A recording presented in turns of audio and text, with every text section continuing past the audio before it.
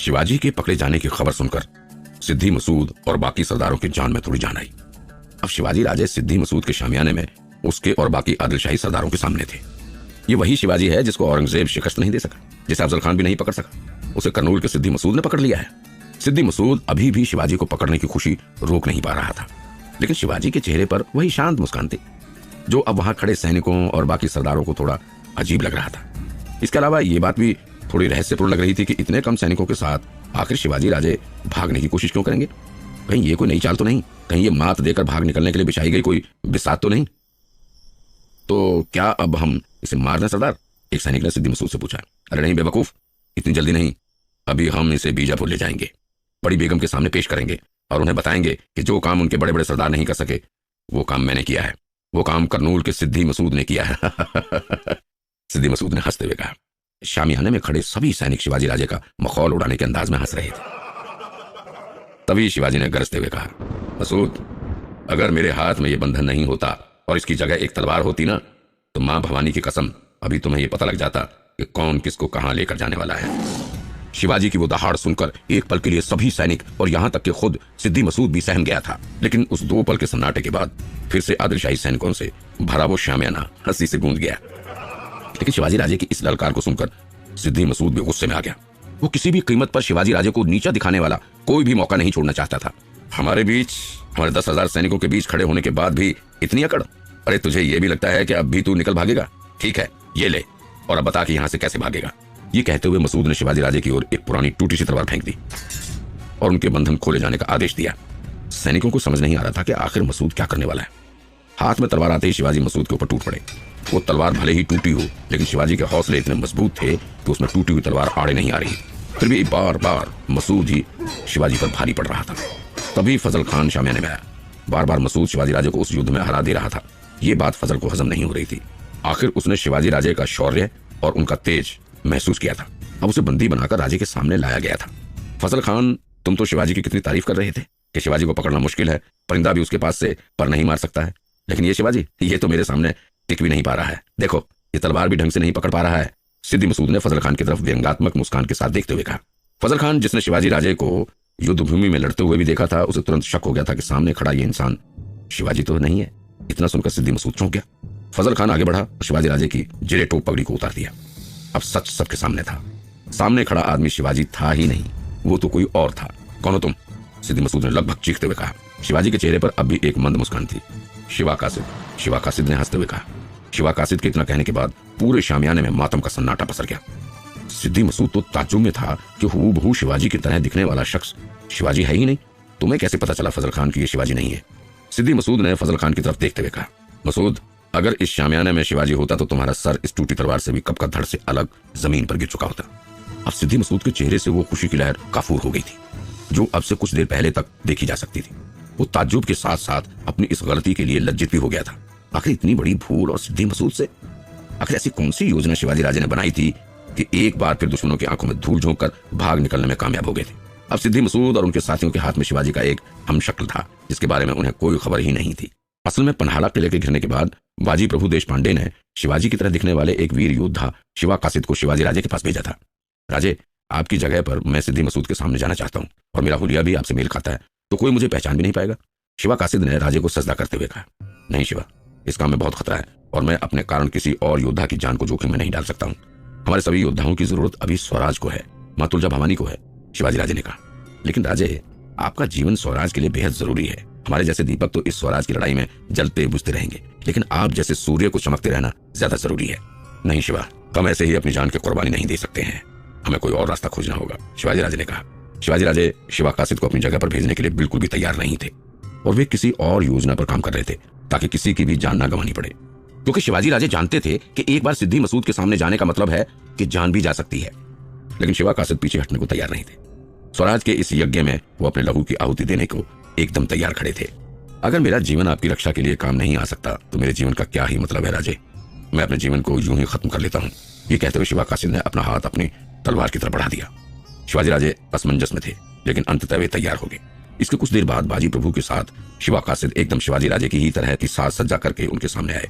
एक बारगी तो शिवाजी राजे भी हैरान रह गए कि आखिर ये कैसे संभव हो पाया है। शिवा इस मातृभूमि और स्वराज की रक्षा के लिए हमारा लहू कुछ भी नहीं है, लेकिन हमें अपना लहू यूं ही नहीं बहाना होगा। ये कहते हुए शिवाजी राजे ने शिवा कासिद की मुट्ठी में एक पुड़िया रख दी। दरअसल शिवाजी राजे जानते थे कि सिद्दी मसूद के सैनिकों के हाथों पकड़े जाने पर मौत का सामना करने के लिए तैयार रहना होगा और इसके लिए तैयार रहने की जरूरत है। इसलिए शिवाजी ने शिवा कासिद के हाथों में एक खुजली वाले पाउडर की पुड़िया दी थी ताकि ऐसे समय में उसका इस्तेमाल किया जा सके। अब शिवा कासिद ने उस पुड़िया का इस्तेमाल अपने पास खड़े एक सैनिक पर किया और भागने के लिए शामियाने के दरवाजे की तरफ दौड़ा। उस पुड़िया में रखे पाउडर की वजह से वहां अगल बगल खड़े सैनिक और यहाँ तक कि फजल खान भी परेशान हो गया, क्योंकि उसकी वजह से अचानक ही उन सबको तेज खुजली शुरू हो गई थी। या अल्लाह, इस काफिर ने यह कौन सी मुसीबत उड़ेल दी है हमारे ऊपर। फजल खान ने कहा, पकड़ो इस काफिर को, मार डालो इस बहरूपिये को। पूरे शामियाने में यह आवाजें गूंज उठी। इसके बाद वीर मराठा शिवा कासिद ने एक सैनिक की तलवार खींचकर मोर्चा संभाल लिया और काफी देर तक सिद्दी मसूद और उसके सैनिकों से युद्ध करने के बाद आखिरकार दुश्मनों के झुंड ने शिवा कासिद को घेर लिया और मौत के घाट उतार दिया। थोड़ी देर चली इस लड़ाई में ही शिवा कासिद ने पूरे शामियाने में खड़े सैनिकों को नाकों चने चबवा दिए थे। अब सिद्दी मसूद के सैनिक और घबराए हुए थे।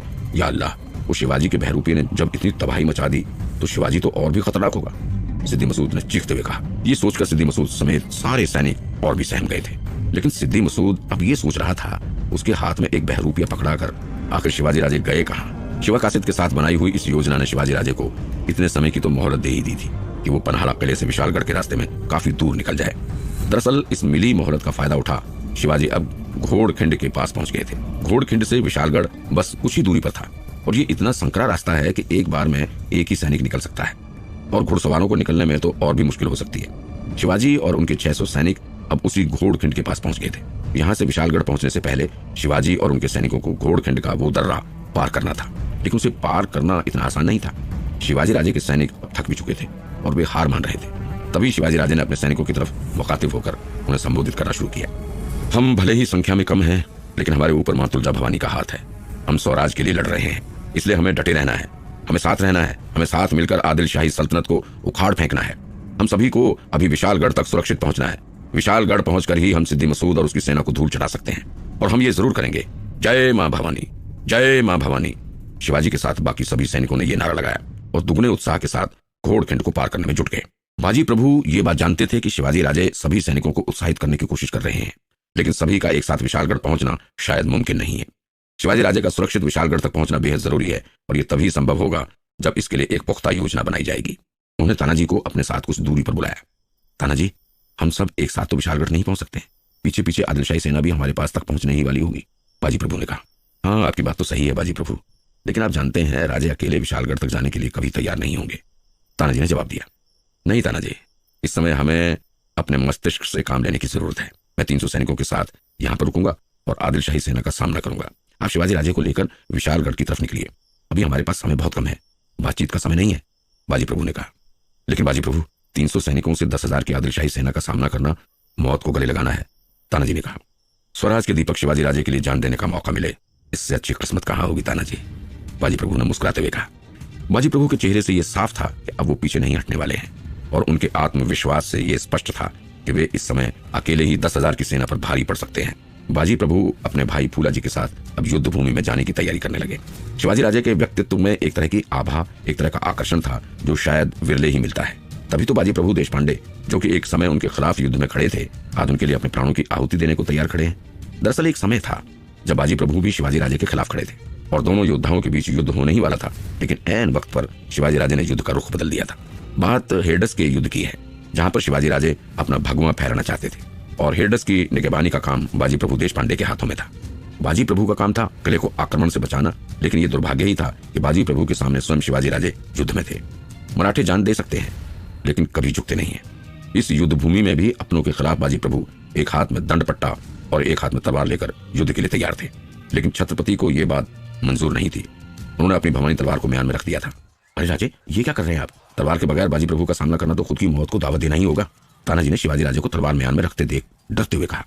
अब अपनों से क्या लड़ना तानाजी, शिवाजी ने एक आत्मविश्वास के साथ कहा। ये कहते हुए शिवाजी बाजी प्रभु के पास पहुंच गए, जो कि एक हाथ में दंड पट्टा और दूसरे हाथ में तलवार लेकर युद्ध के लिए बिल्कुल तैयार खड़े थे। आप निहत्थे हैं राजे, ऐसे में मैं आपके ऊपर वार कैसे कर सकता हूँ? बाजी प्रभु ने हैरान होते हुए शिवाजी से कहा।